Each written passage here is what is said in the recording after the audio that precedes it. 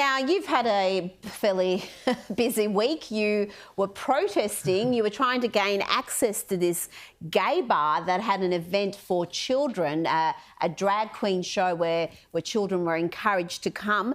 Now, I'm just going to play a clip here of what happened inside the bar, and then also you trying to get access, and you were denied quite forcefully. Let's have a look.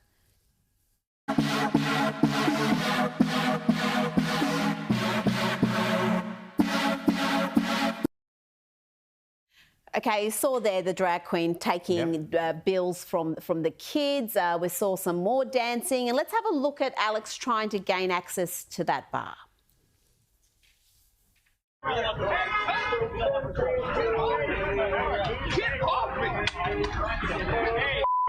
Take the L. Face off. Face off. Face off. Y'all better watch home. Now, tell us what happened there, why you were there, why you were trying to gain access to that venue, and what your objection is to what was happening inside. Well, Rita, I've been mislabeled a homophobe or a transphobe, and that's false. You know, I actually support the gay community. I support the LGBT community. I support the trans community. But what happened here at this is what we call the gayborhood here in Dallas, Texas. That's Cedar Springs. That's where the collection of gay bars are at. And this gay bar had a targeted drag brunch that was targeted to children.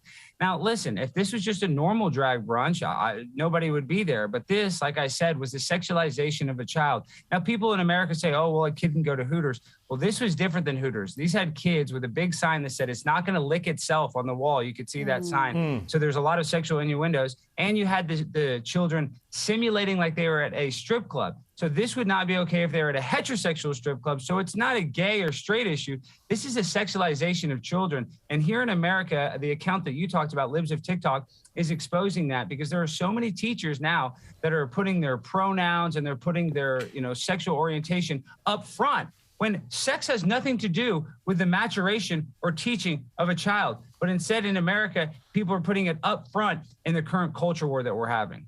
James. Well, actually, that brings up now two questions for me. Number one, who the hell are these parents that are bringing their kids to a drag brunch at a gay bar, which may be a particular fun thing for adults to do, but completely inappropriate for kids? And what is going on with these teachers? I've heard that in some states like Florida, these teachers are now quitting because they've been told that they cannot sexualize their curriculum and talk about their sex lives to their young charges. What has happened to the education establishment in America? I've been gone 20 years. It's been a long time since I went to school in America. This is not the schooling that I received when I was in the U.S. Me neither, James. And you nailed it. It's a parental issue, and all the parents there. I didn't see any nuclear family. I didn't see any typical stereotypical dad or mom relationship. It looked like people were with some sort of legal guardian or an aunt, and the kids were like there was perfect examples of other people, other journalists that went inside where the kids were trying to play with their handheld video game system, and the parent would grab it and say, no, watch the drag queen. So it's a parental issue, because now they're using their children but listen, they're using their children for likes on social media in order to gain clout, in order to gain internet clout. And when it comes to the teachers, see, James, when I was in school, my teacher didn't have a social media page, so I didn't know what they did outside of 3:30 p.m. But now in this day and age, all of these teachers put all of their personal information, whether they go on a gay cruise or whether they go on a vacation, whether they're married to a man, married to a woman. So now a kid can see all of that extracurricular lifestyle, and they're using that as an influence on these children. And I go back to the pandemic, the standardized testing right now, kids in the 7th, 8th, 9th grade are still stuck reading at a 2nd and 3rd grade level. So these kids aren't learning. They're basically, like I said, being used as collateral in some sort of culture war. It's terrible. I really feel sad for the children. They're taking the brunt of what's going on here in America. Alex, you mentioned the schools and education. Now, you have a great system in America that we don't really have here, where parents get to kind of front the school board and talk to the school board and question the curriculum and what's been happening. I wish we did have it here in Australia, but Alex, we don't. But you have actually done some hilarious stunts, or whatever you want to call them, where you've turned up to the school board pretending to be a female swimmer or whatever. Oh, no, it was council meetings. Yes, He's council got one meetings. step up. Okay, so let's have a look at the one where you presented yourself as a swimmer talking about Leah Thomas. Let's have a look at that one. just because it's not mandatory doesn't mean that I'm not going to be safe. So I'm not worried about anything. With this on, you know I'm protected, so I'm going to trust the science. Trust in the science. I'm trying to compete.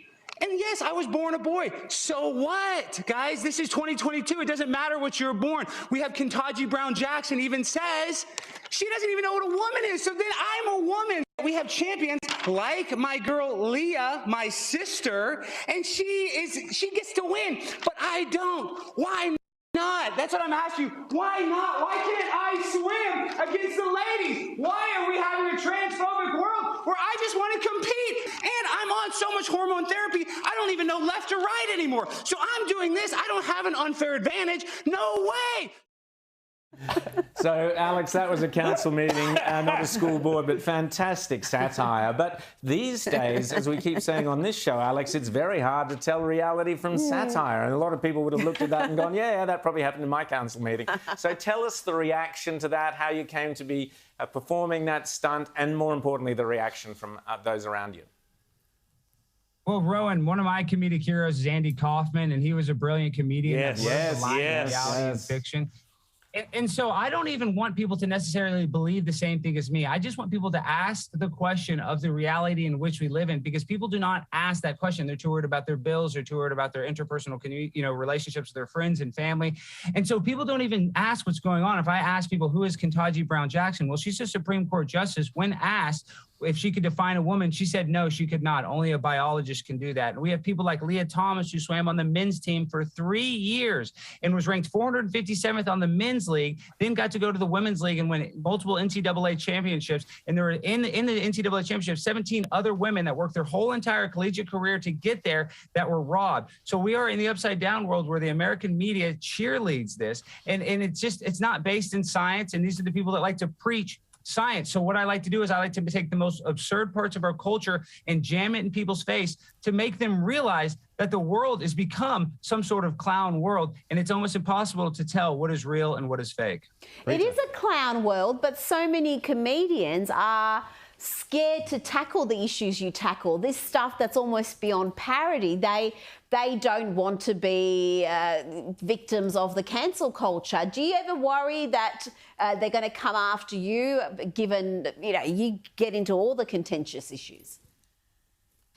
Yes, Rita, they have. And luckily, I'm a correspondent for the Blaze TV. That's a company owned by Glenn Beck, who is a conservative broadcaster. So they've given me a lot of leeway. And very soon, I'll be having my own show there. So, yes, I am worried, of the cancel culture. That's a big thing in America. But people are craving this content. If you look at the top movies from the 90s in America, there's a great collection. If you look at the top movies from the 2020s, it's like Boss Baby 2, Sonic the Hedgehog. Literally. Our art is dying, guys. So there's a huge void for people like me that are not afraid to be politically incorrect. So really, I hate to say it, I think I'm taking advantage of the opportunity in a world that's starved for content. That's why Dave Chappelle's doing well. That's why Ricky Gervais's last special is doing so well in America. It's because they're really not going too crazy, but they're just not following the political correctness, wokeness that is ruining our artistic, atmosphere here in America. Alex Stein, Andy Kaufman would be incredibly proud to have you as his heir, and you're doing a sensational job. It is only satire, humour and comedy and creativity that can actually win the battle against the excesses of the woke culture. Keep up the brilliant work, mates, and good luck with the new series, and look forward to speaking to you again. Thank you so much, Alex Stein. Thank you so much, guys. I really appreciate you letting me come on.